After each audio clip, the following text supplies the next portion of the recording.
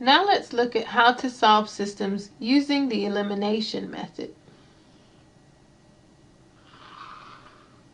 In solving systems using elimination, we use the following rule for adding equations. If A is equal to B and C is equal to D, then A plus C is equal to B plus D. In other words, when we have two equations, we can add the two sides of the equations and still end up with a true equation. Now in elimination, our goal is to rewrite the equations so that when we do this addition, one of the variables drops out or is eliminated. Let's look at an example. Solve the system using elimination. 2x minus 4y equals 12. 6x plus 4y equals 4. As you look at the two sides of this equation, notice the coefficients of the y variable are equal but opposite. If we were to combine these two terms, they would equal 0. So the y variable would be eliminated. That's what we want when we're solving a system using elimination. We want to make sure that our equations have at least one set of coefficients that are equal and opposite. Since this system is already written that way, we can go ahead and add these two equations. When we add the left-hand sides, 2x plus 6x gives us 8x. Negative 4y and positive 4y, those go away, and the y's are eliminated. That's exactly what we want to have happen. On the right-hand side, 12 plus 4 gives us 16. And now the equation that we get is a simple equation that we can solve for x. Dividing both sides by 8 gives us x is equal to 2. So we've got x. Now we do the same thing as before. We take our value for x and substitute it back in to one of the original equations. That way we can find y. So we have 2 times 2 minus 4y equals 12. And we need to work this out to solve for y. 2 times 2 is 4.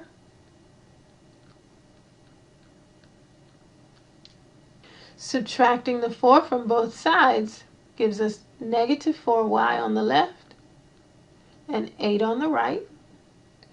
Dividing both sides by the negative 4 gives us y on the left and negative 2 on the right. Now we've got y. So the solution to our system is the ordered pair 2, negative 2. And that's how elimination works. Remember, your goal is to have one pair of coefficients that are equal but opposite. In this problem, the equations were already written that way, but that won't always be the case. Let's look at the next example.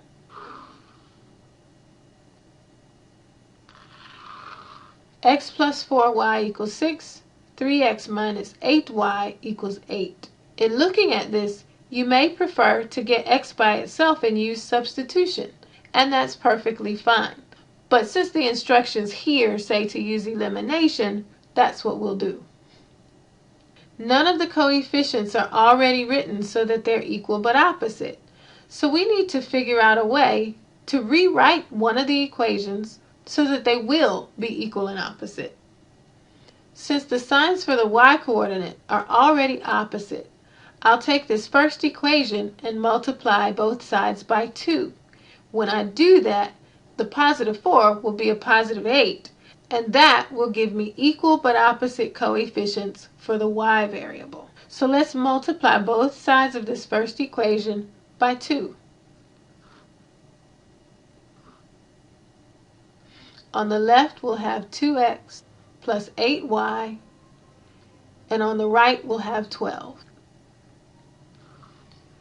This second equation I'll just bring over to right underneath the first one, and that'll make it easy for me to add them together. In this case, I only needed to rewrite one of the equations to get the coefficients I needed. Here we go. Adding the two left sides, 2x plus 3x gives us 5x. Positive 8y and negative 8y are eliminated. 12 plus 8 is 20.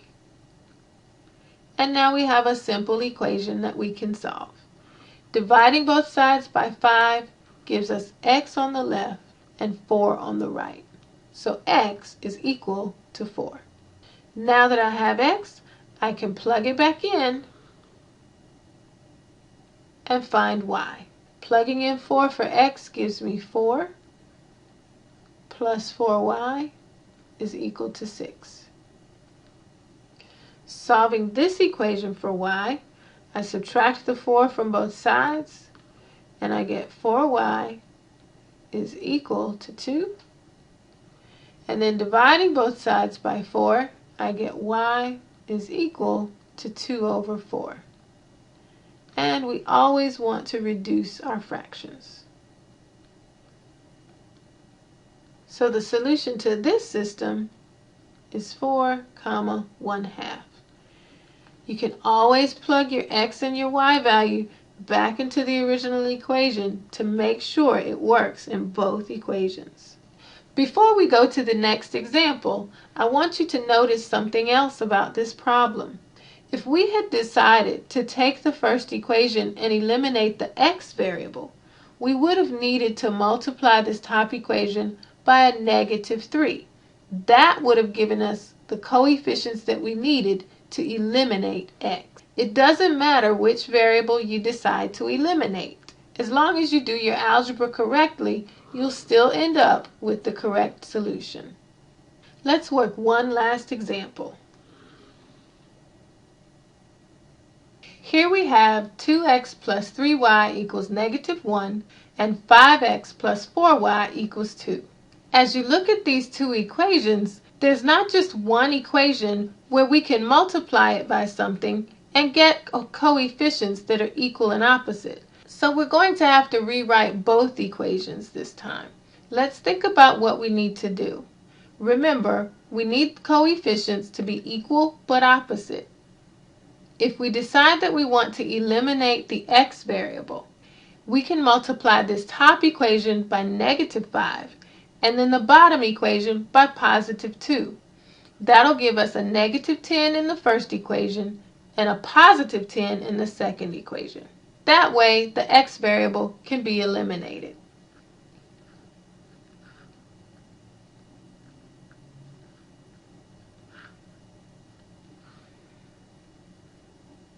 Multiplying both sides of the first equation gives us -10x minus 15y is equal to +5. Don't forget to multiply each and every term in the equation by the factor you chose. For the second equation, we have +10x plus 8y is equal to 4. So we've achieved our goal of getting the coefficient for x to be equal but opposite. Now it's time to add the two sides. On the right-hand side, we have 9. On the left-hand side, -10x and +10x cancel out. -15y and +8y give us a -7y. Here's our simple equation. Dividing both sides by -7 gives us y equal to -9/7. Now let's plug that value for y back in to one of the original equations. Again, it doesn't matter which equation you pick. So we'll have 2x plus 3 times -9/7 is equal to -1. Now we work this out to solve for x. 3 times -9/7 is -27/7. And now we need to add 27/7 to both sides.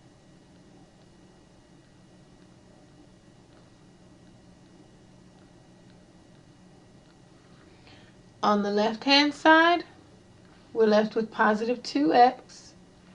And on the right-hand side, again, you can do this in your calculator or on a piece of scratch paper, and you'll get positive 20 over 7. Now we divide both sides by 2. On the left, we're left with x, and on the right, 20/7 divided by 2 gives us 10 over 7.